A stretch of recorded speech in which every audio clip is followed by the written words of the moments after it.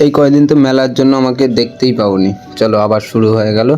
ভাগ্যিস আজকে ঠান্ডাটা কম, হ্যান্ড গ্লাভসটা খুঁজেই পাচ্ছিলাম না, ঠান্ডায় টুকটুক টুকটুক করো। সকালবেলা দোকানে ফুলটা রেখে সুপার মার্কেটে যাই, সুপার মার্কেটে সবাই বলছে এই বাবা কে আসলো রে, আর আমার সবাই ঠাকুর বলে ডাকে। তো ফুল টুল নিলাম, অনেক দাম বেড়ে গেছে। আমি তো ভাবছিলাম কয় টাকা ঝাড়বো, দেখি না আর হলো না, পক্সি দিয়ে। তারপরে দোকানে আসলাম, দোকান থেকে সোজা 11টার ট্রেনে ঠাকুরনগর, অশোকনগরে এসে কি করব, টিকিটটা আগে না কাটলে হবে না।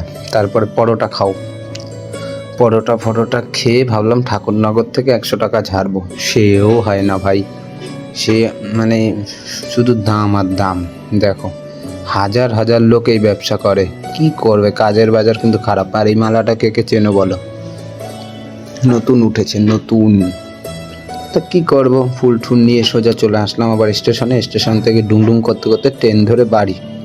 কালকে আবার দেখা হচ্ছে। সবাই আমার চ্যানেলটা সাবস্ক্রাইব করে দাও, আর একটা কমেন্ট, লাইক, শেয়ার করে দাও।